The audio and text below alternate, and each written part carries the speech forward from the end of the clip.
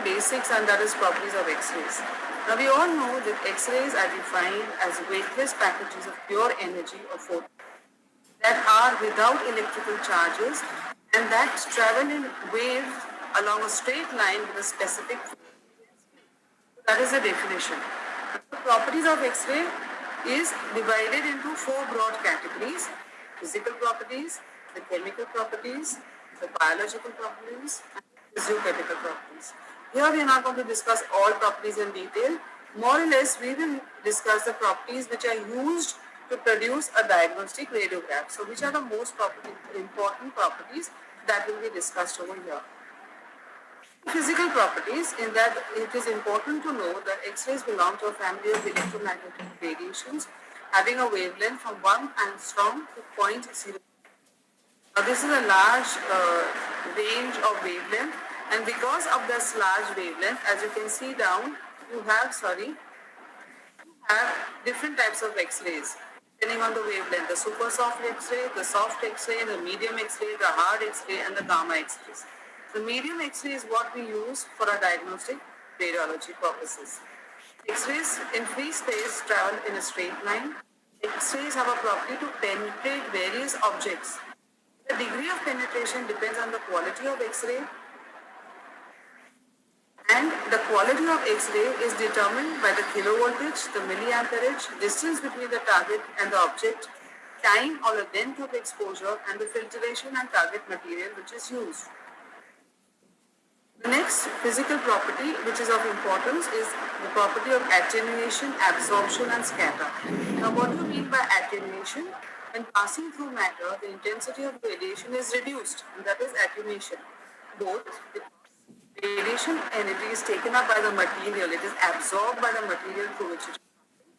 At the same time, you can see in this picture over here, some of it is absorbed and some of it is deflected. And it travels in a different path from the original path, and that is known as scattering. Now, the amount of attenuation will also vary depending upon the substance from which it is passing, like air, fat, soft body, metallic. Air is easy to pass through, the density is less, and therefore when X-rays pass through air or fat or soft tissues, they produce radiolucent images, that is a black color image on the X-ray film. Whereas where the density of the substance through which they pass is higher, like bone or dentine and enamel, then they appear white or radio opaque on the dental radiograph. The other property is effect of interaction of matter, X-rays with matter. Now, in case of diagnostic X-ray beam, there are three mechanisms by which this process takes place: coherent scattering, photoelectric effect, and Compton scattering. Now, what is coherent scattering? Coherent scattering is also known as Rayleigh scattering. Now, what happens is when a photon comes very close to an atom, there's no ionization takes place, no displacement of the electron takes place, but the electrons in the shells, they start vibrating at a faster rate.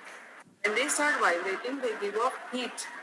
Okay, and then the incident photon which excited this or brought about the vibration loses its energy and starts moving in a different direction. Okay, the coherent scattering accounts for about 7% of the total number of interactions which take place. Next is the photoelectric effect. Now, what is photoelectric effect? That is 27th amount of interactions in the dental X-ray beam exposure involve photoelectric effects. In a photoelectric effect, what happens is the incident photon, it goes and hits the electron or interacts with the electron in the innermost shell, that is the K shell. It goes and hits this electron and it dislodges it. What happens? There is an empty space over here in the K shell.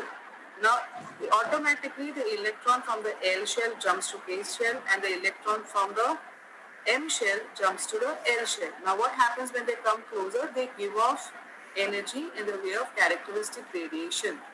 Okay, so this is known as photoelectric effect. The third is Compton scattering. Now, what is Compton scattering? Compton absorption occurs when an incident photon interacts with the outer electron, resulting in a scattered photon of lower energy than the incident photon and a recoil electron ejected from the target atom. 57% of interactions in dental X-ray beam exposure involve fountain scattering. So it is very important for us to know what is happening.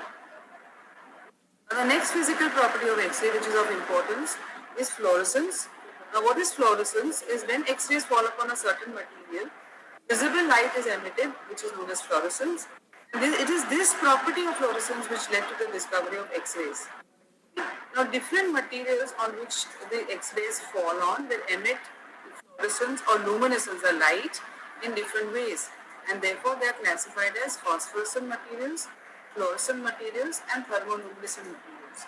The phosphorescent material, what happens is when X-rays fall on a phosphorescent material, they continuously emit light for a long period of time. Now, this is what is used in your advertising, lighting, etc.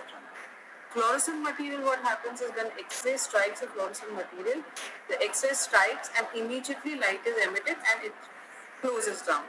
This is what is used in intensifying screens.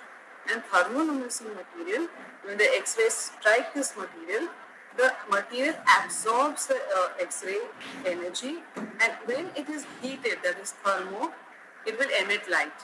Now this is used in the thermoluminescent TLD or the TLD badge, where we want to regulate the amount of exposure that the worker is exposed to.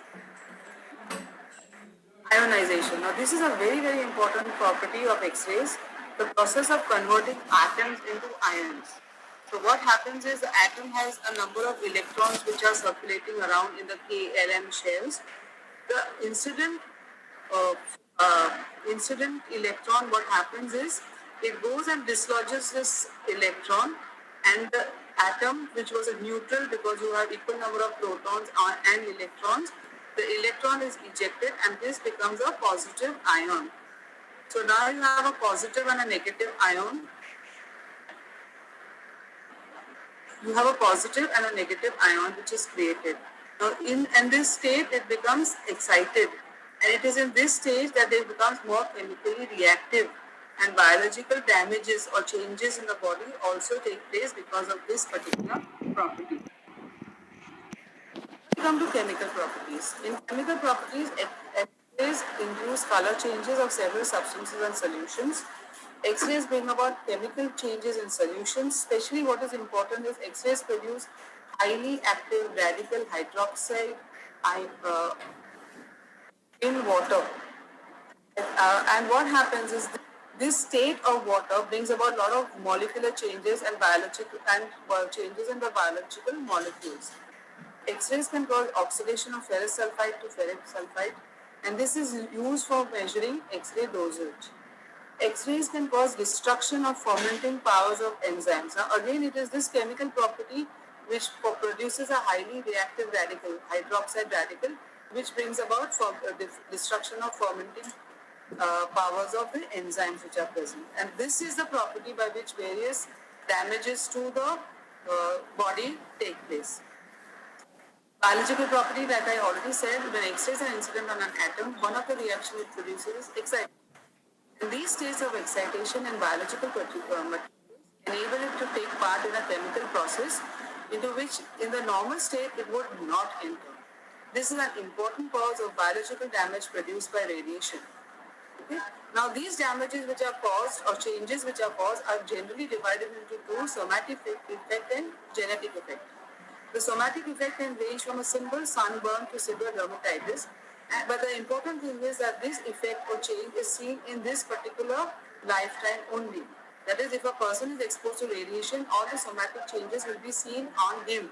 Whereas genetic changes, or the genetic effect, what happens is the radiation induces mutations of the genes and the chromosomes in the person who is exposed to radiation, and hence the changes which are produced is passed on to the offsprings. And so the changes which are seen is seen in the offspring and not in the irradiated parent. Next we come to the physico-chemical properties. The photographic effect, the photographic paper or film when exposed to X-ray radiation and then developed will be found blackened. Now how does it happen? It is because of the photographic effect. Irradiation affects the silver salts in the emulsion, so that after the chemical process called developing, the radiographic metallic silver is released and on the film or the paper appears blackened. In short, Properties of X-rays which are used for diagnostic imaging are that they travel in straight lines, they have a property of penetration, you have absorption, ionizing capability, fluorescence, and effect the film on which they are, which is exposed to radiation.